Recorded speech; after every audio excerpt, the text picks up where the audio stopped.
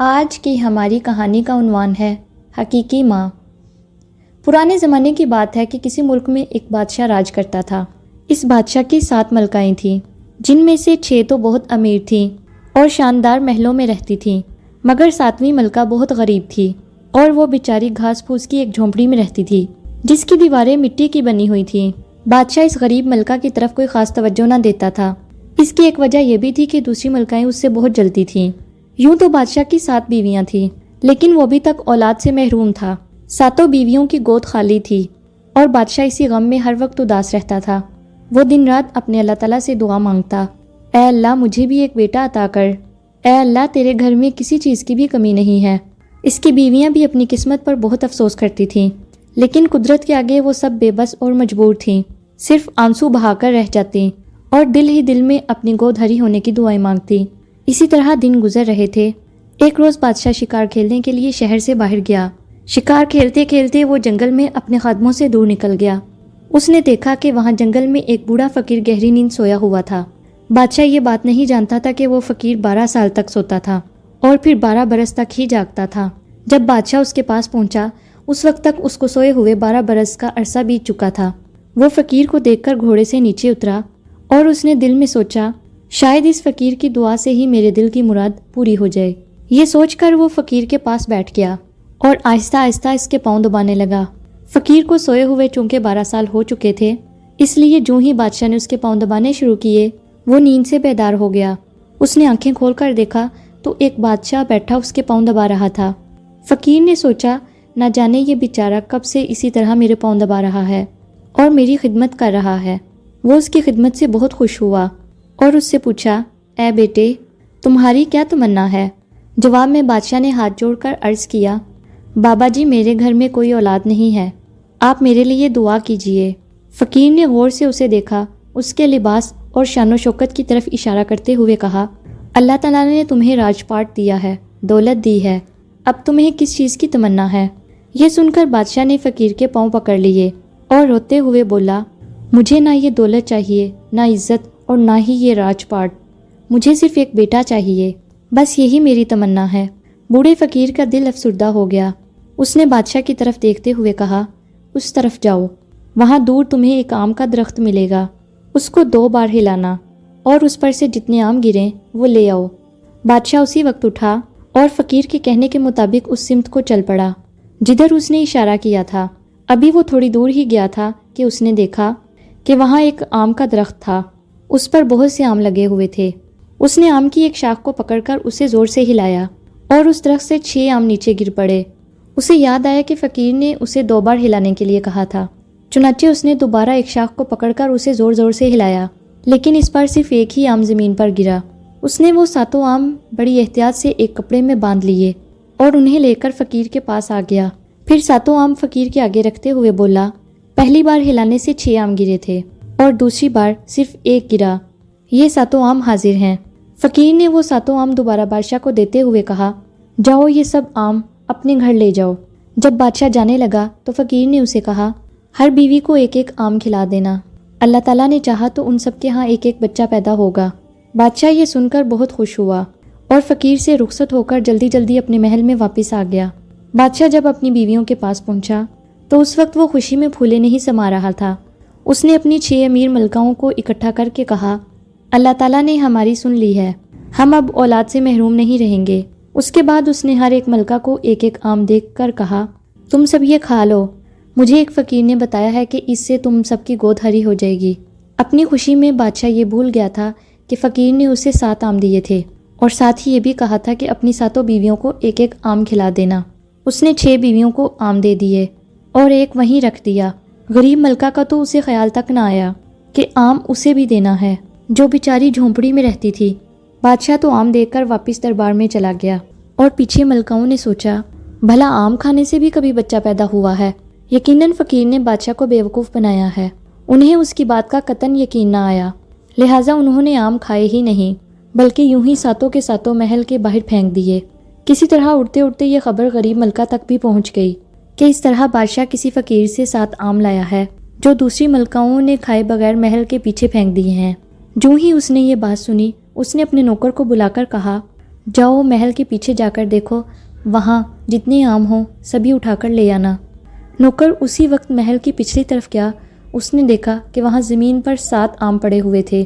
وہ سب آم اٹھا کر غریب ملکہ کے پاس لے آیا اور کہا، ملکہ عالیہ، وہاں یہ 7 آم ہی پڑے تھے اور میں یہ آم لے آیا ہوں۔ ملکہ نے نوکر سے آم لے کر رکھ لیے اور جب وہ چلا گیا تو اس نے ایک ایک کر کے سارے آم کھا لیے اور اس کے بعد وہ معمول کے مطابق اپنی جھونپڑی میں رہنے لگی۔ اس واقعے کو 3 ماہ گزر چکے تھے۔ اللہ کی کرنی ایسی ہوئی کہ ایک روز ملکہ کو اپنے جسم میں اچانک کسی تبدیلی کا احساس ہوا۔ اس نے اسی وقت نوکر کو بھیج کر ایک دائی کو بلوایا۔ دائی آئی تو اس نے ملکہ کا اچھی طرح معائنہ کر کے بتایا کہ آپ ماں بننے والی ہیں۔ ملکہ کے لیے یہ بہت بڑی خوشخبری تھی۔ اس نے دوبارہ دائی سے پوچھا، کیا تم واقعی سچ کہہ رہی ہو؟ دائی نے کہا، ہاں ملکہ عالیہ، میرا تجربہ مجھے دھوکہ نہیں دے سکتا۔ دائی کی یہ بات سن کر غریب ملکہ کا سر اللہ تعالیٰ کی راہ میں جھک گیا۔ اتفاق کی بات یہ کہ جب دائی ملکہ کا معائنہ کر کے اس کی جھونپڑی سے باہر آ رہی تھی، عین اسی وقت بادشاہ کا بھی وہاں سے گزر ہوا۔ اس نے جب یہ دیکھا کہ ملکہ کی جھونپڑی سے ایک دائی باہر آئی ہے تو وہ بھی رک گیا اور ملازموں کو حکم دیا کہ وہ جا کر یہ بات معلوم کریں کہ آخر بات کیا ہے۔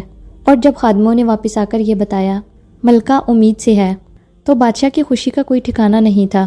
اس نے اسی وقت حکم دیا کہ دائی کو ملکہ کی دیکھ بھال کے لیے مستقل مقرر کر دیا جائے۔ پھر وہ خوشی خوشی واپس محل میں آیا اور اس نے سب کو یہ خوشخبری سنائی۔ اس طرح وہ روزانہ غریب ملکہ کے پاس جاتا تھا۔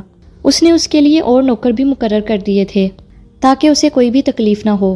دوسری طرف بادشاہ کی جب امیر ملکاؤں نے یہ سنا کہ غریب ملکہ امید سے ہے تو وہ 6 کی 6 حسد سے جل پڑیں اور انہوں نے ایک دوسرے سے کہا، یہ تو بہت برا ہوا۔ ایک بولی، اگر اس کے ہاں کوئی بچہ پیدا ہوا تو ہماری عزت خاک میں مل جائے گی۔ دوسری نے کہا، بادشاہ ہم سب کو بھول کر اسی کا ہو جائے گا۔ تیسری نے کہا، پھر راج پاٹ کا مالک بھی اسی کا بیٹا بن جائے گا۔ چوتھی بولی، سارے محلوں میں پھر اسی کا حکم چلنے لگے گا۔ پانچویں نے کہا، ہم سے ساری دولت چھین لی جائے گی۔ چھٹی نے کہا، ہماری عزت بادشاہ کے سامنے ایک کوڑی کے برابر بھی نہ رہے گی۔ وہ سب مل کر سوچنے لگیں کہ کیا کرنا چاہیے، کون سی ایسی ترکیب ہو جس سے غریب ملکہ کے ہاں بچہ پیدا نہ ہو۔ انہوں نے آپس میں طے کیا، کچھ بھی ہو جائے لیکن اس کے ہاں بچہ پیدا نہیں ہونا چاہیے۔ ایک دوسرے سے مشورہ کرنے کے بعد آخر ان کی سمجھ میں ایک ترکیب آ گئی۔ انہوں نے ملازم کو بھیج کر دائی کو اپنے پاس بلایا اور کہا، تم ہمارا ایک کام کر دو، اس کے بدلے جو مانگو گی وہ دیں گے۔ دائی نے کہا، آپ بتائیں، میں ضرور کروں گی۔ اس پر سب نے کہا، ہم یہ چاہتے ہیں کہ جو ہی غریب ملکہ کے ہاں بچہ پیدا ہو تم اسے فوراً قتل کر دو، مگر اس طرح کہ کسی کو بھی کانوں کان خبر نہ ہو۔ اگر تم نے یہ سب کر دیا تو ہم تمہیں دولت سے مالا مال کر دیں گے۔ دائی ایک لمحے کے لیے تو جھجکی، مگر لالچ نے اسے بھی ظلم پر آمادہ کر دیا اور وہ بولی، جیسا آپ کا حکم میں ویسا ہی کروں گی۔ سب نے دائی کو بہت سے انعامات دیے اور ساتھ ہی یہ بھی کہا، ہم تمہیں اور بھی بہت سے انعامات دیں گے۔ ادھر غریب ملکہ دائی اور دوسری ملکاؤں کی سازش سے بے خبر اپنی ڈلیوری کے دن گن رہی تھی۔ بادشاہ بھی اس لمحے کا انتظار کر رہا تھا جب وہ باپ کہلائے اور اس کی برسوں کی تمنا پوری ہو۔ پھر آخر وہ دن بھی آ گیا جس کا سب کو انتظار تھا، جب چلاک دائی غریب ملکہ کے پاس گئی۔ اے ملکہ، آپ کے ہاں چونکہ پہلی دفعہ بچہ پیدا ہو رہا ہے، اس لیے نیک شگن کے لیے میں آپ کی آنکھوں پر پٹی باندھ دوں گی، یہ بچے کے حق میں اچھا ہوگا۔ ملکہ بیچاری کو اس کی چال کا کوئی علم نہ تھا، اس لیے اس نے کوئی بھی بہانہ نہ بنایا اور کہا، تم مجھ سے بہتر سمجھتی ہو، جیسا چاہو کر دو۔ دائی نے بڑی چالاکی سے اس کی آنکھوں پر پٹی باندھ دی اور بچے کی پیدائش کے ضروری انتظامات میں لگ گئی۔ ملکہ کے ہاں 6 بیٹے اور 1 بیٹی پیدا ہوئی۔ چلاک دائی نے بڑی ہوشیاری سے 7 بچوں کو ایک کپڑے میں باندھا اور پھر انہیں پاس ہی ایک کھیت میں پھینک آئی تاکہ وہ زندہ نہ بچ سکیں۔ یہ سب کچھ کرنے کے بعد دائی جلدی جلدی ملکہ کے پاس آ کر بیٹھ گئی اور تھوڑی دیر بعد اس نے اس کی آنکھوں سے پٹی اتار دی۔ پٹی کھلتے ہی ملکہ نے خوش ہو کر ادھر ادھر اپنے پاس دیکھا، مگر اسے وہاں کوئی بھی بچہ نظر نہ آیا۔ اس نے دائی سے دریافت کیا، میرا بچہ کہاں ہے؟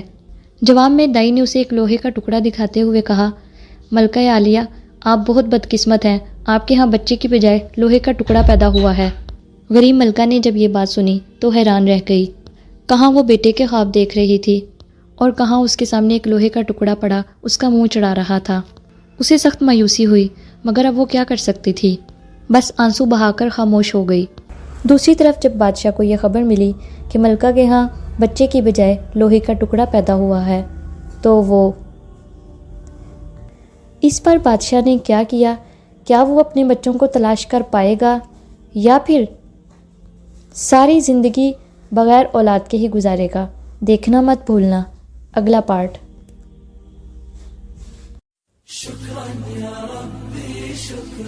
ویڈیو دیکھنے کا شکریہ۔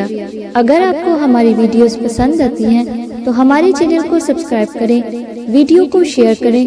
آپ کی رائے ہمارے لیے بہت قیمتی ہے۔ کمنٹ سیکشن میں اپنی سوچ ہمارے ساتھ شیئر کریں۔ ملتے ہیں کسی اگلی نئی ویڈیو میں، تب تک کے لیے خوش رہیں اور خوشیاں بانٹیں۔ فی امان اللہ۔